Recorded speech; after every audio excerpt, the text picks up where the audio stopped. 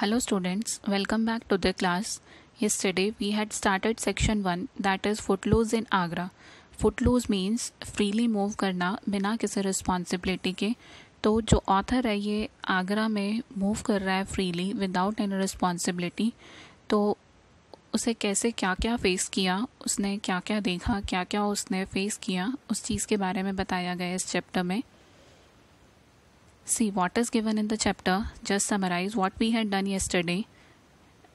He was in a cycle rickshaw and he was saying that cycle rickshaw best way है आगरा में move करने के लिए. पहले तो जो साइकिल रिक्शा वाला था उसे जगल करना पड़ रहा था वहाँ से निकलने के लिए क्योंकि बहुत ट्रैफिक था. बट आफ्टर दैट जब वो ताज रोड पे पहुँच जाता है तो उसे कोई परेशानी नहीं होती वहाँ पे ट्रैवल करने में. वहाँ पे जो ऑथर है रस्किन बॉन्ड वो क्या नोटिस करता है, बहुत सारी पेपर काइट्स वहाँ नोटिस करता है और वो रिक्शा बॉय से कहता है कि कोई स्पेशल कुछ यहाँ इवेंट है या कुछ है जो इतनी सारी काइट्स उड़ रही हैं यहाँ पे. तो रिक्शा बॉय कहता है कि ऐसा कुछ नहीं है, नॉर्मली यहाँ पे काइट्स उड़ती हैं और संडे को तो कंपटीशन भी होता है, काइट फ्लाइंग कंपटीशन भी होता है वहाँ पे. तो वो कहता है कि दिल्ली में तो ऐसा कुछ नहीं होता. तो वो कहता है कि दिल्ली तो बिज़ी प्लेस है पर यहाँ पे आज भी लोग काइट फ्लाई करते हैं. तो वो चाहता था कि वो उसे और कुछ बताए काइट मेकर्स, काइट फ्लायर्स के बारे में, पर उसे लगा कि जो रिक्शा बॉय है उसका इस टॉपिक में बिल्कुल भी इंटरेस्ट नहीं है. आफ्टर दैट वो कहता है कि आज आप ताजमहल देख लें तो ज़्यादा बेटर होगा. आफ्टर दैट वो ताजमहल देखने जाते हैं. दोपहर में जो ताजमहल पे सनरेज गिरती हैं तो उससे ताजमहल को देखना थोड़ा डिफ़िकल्ट हो जाता है. आफ्टर दैट वो वहाँ पे ताजमहल के अंदर जाता है पर वहाँ पे बहुत ज़्यादा मस्ती होता है क्योंकि वहाँ पे फ्रेश एयर नहीं पहुँच पाती है. तो वो फटाफट वहाँ से निकल के गैलरी में से बाहर आ जाता है और जब वो रिवर सीन देखता है तो उसे रिलीफ फील होता है. वो जो रिवर सीन है वो यमुना रिवर का रिवर सीन है. तो जब वो उसे देखता है, यमुना रिवर को देखता है, तो उसे थोड़ा रिलीफ फील होता है. वो यमुना रिवर के बारे में बताता है कि यमुना रिवर के बारे में उसे ऑलरेडी पता है, दिल्ली में, मथुरा में, all that. Now let's start our chapter from where we had left yesterday.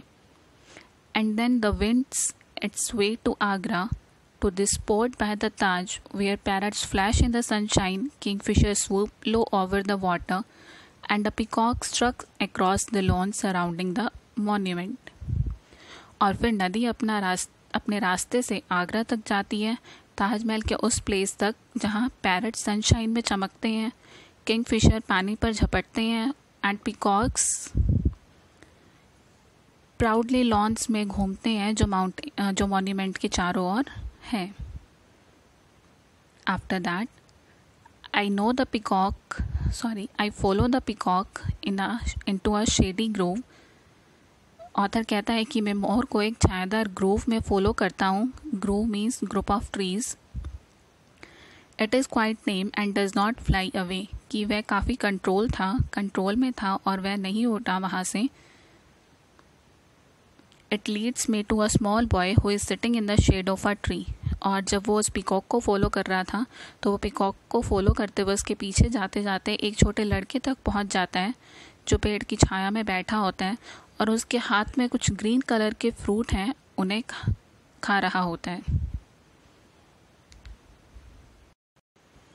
I have not seen the fruit before and I asked the boy to tell me what it is. मैंने ये fruit पहले कभी नहीं देखा था और मैंने उस बॉय से पूछा कि ये क्या है. He offers me what looks like a hard green plum. उसने वो फ्रूट उसे ऑफ़र किया, खाने के लिए पूछा, जो एक हार्ड ग्रीन प्लम की तरह दिखता था, हार्ड ग्रीन बेर की तरह दिखता था. It is the fruit from the Ashoka tree says the boy. Boy ने कहा कि ये जो फ्रूट है ये अशोका ट्री से हैं. There are many such trees in the garden. इस गार्डन में ऐसे बहुत सारे ट्रीज़ हैं.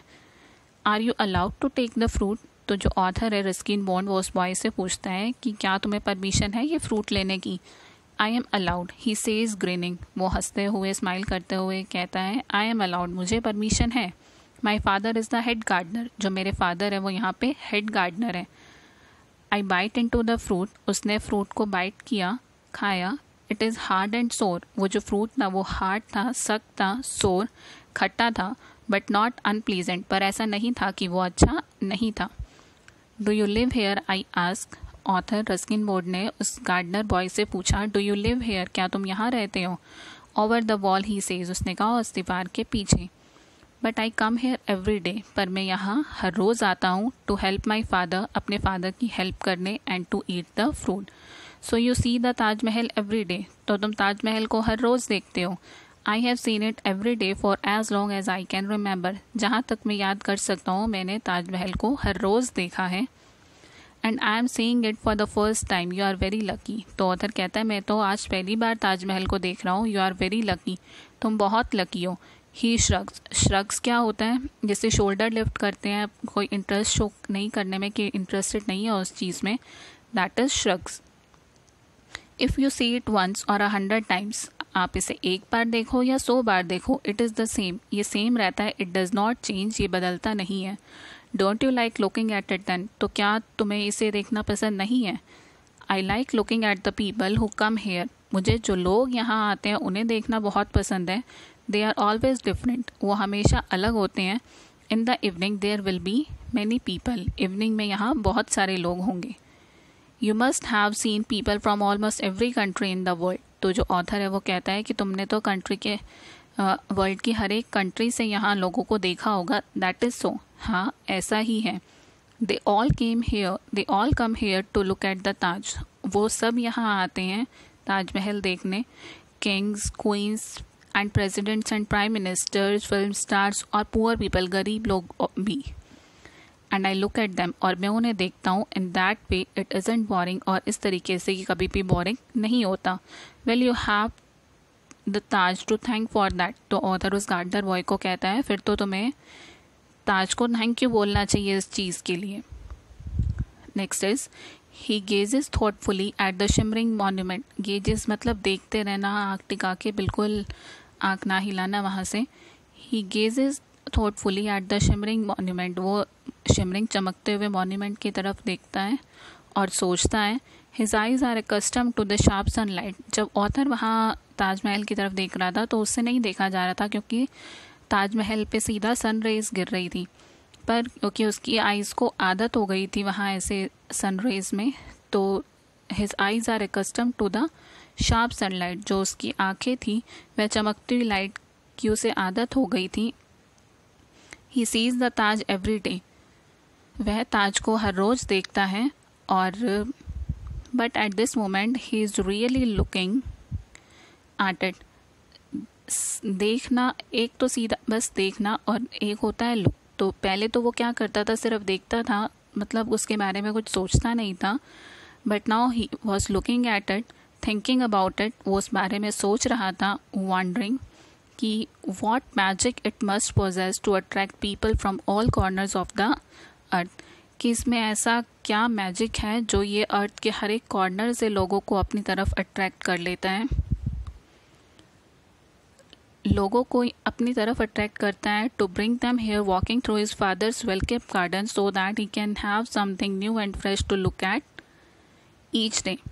और लोगों को यहाँ लाने के लिए, और जब लोग यहाँ ताजमहल देखने आते हैं तो उसके फादर के गार्डन में भी घूमने आते हैं, तो इस तरह से उसे हर रोज़ कुछ नया और कुछ फ्रेश देखने को मिलता है. एक cloud, a very small cloud, एक क्लाउड बादल, एक बहुत छोटा बादल, passes across the face of the sun, sun के आगे से गुजरता है. And in the softened light, तो जब सन के आगे क्लाउड आ जाता है तो जो सनलाइट होती है वो सॉफ्ट हो जाती है. I to I am able to look at the Taj without screwing up my eye. Screwing up मतलब आंखें, जब सनलाइट हमारी आंखों पे गिरती है तो हमारी आंखें अपने आप बंद हो जाती हैं, दैट इज स्क्रूइंग. तो जब वहाँ क्लाउड सन के सामने आ जाता है तो बिना स्क्रू करे वो अपनी आइज, उसने भी ताजमहल को देखा. एज द बॉय सैड, जैसा कि बॉय ने कहा, it does not, as the boy said it does not change, जैसा कि बॉय ने कहा था वह नहीं बदलता. Therein lies its beauty, उसकी ब्यूटी वैसे ही रहती है. For the affect on the reader is the same today as it was 300 years ago when Bernier wrote. उसका इफेक्ट ट्रैवलर पर सेम था आज भी, जैसा 300 years पहले था जब बर्नर ने लिखा था. Nothing offends the I, No part can be found that is not skillfully wrought or that it has no peculiar beauty. जैसा कि बर्नर ने लिखा था that nothing offends the eyes. कोई भी चीज़ आइज़ को हानि नहीं पहुंचाता है. कोई भी ऐसा हिस्सा नहीं है जो काम नहीं करता है या जिस चीज़ ने वहाँ पे अपना रोल प्ले नहीं किया हो, और that it has no peculiar beauty. और कोई भी ऐसी चीज़ जिसकी कोई खासियत नहीं है, वहाँ पे ऐसा कुछ नहीं है. And so for a few moments, और इसलिए कुछ मोमेंट्स के लिए the poem in marble is on view to unimportant people. दो अनइम्पॉर्टेंट पीपल के बारे में बताता है, the itinerant writer and the gardener's boy. तो दो वो जो अनइम्पॉर्टेंट पीपल हैं वो कौन है? इटरनेट राइटर, जो राइटर है वो, एंड द गार्डनर्स बॉय, और वो जो बॉय जो वहाँ पेड़ के नीचे बैठ के फ्रूट खा रहा था. वी से नथिंग, हम कुछ नहीं कहते. There is really nothing to be said, और कुछ कहने के लिए था भी नहीं. बट नाउ, पर अब, अ फ्यू मंथ्स लेटर, कुछ महीनों बाद, when I try to recapture the essence of that day, जब वो उस दिन को याद करते हैं, it is not the monument that I remember most vividly. तो उस दिन सिर्फ वो एक मॉन्यूमेंट नहीं है जो उसे बहुत क्लियरली याद आता है. The Taj is there of course, Taj Mahal of course उसे याद आता है जब वो उस दिन के बारे में सोचता है. I still see it as a mirror for the sun, but what remains with me, पर उसके साथ क्या रहता है? मोर देन एनीथिंग एल्स, कुछ भी उसके अलावा, is the passage of river, that passage of Yamuna river, and the sharp flavour of the Ashoka fruit.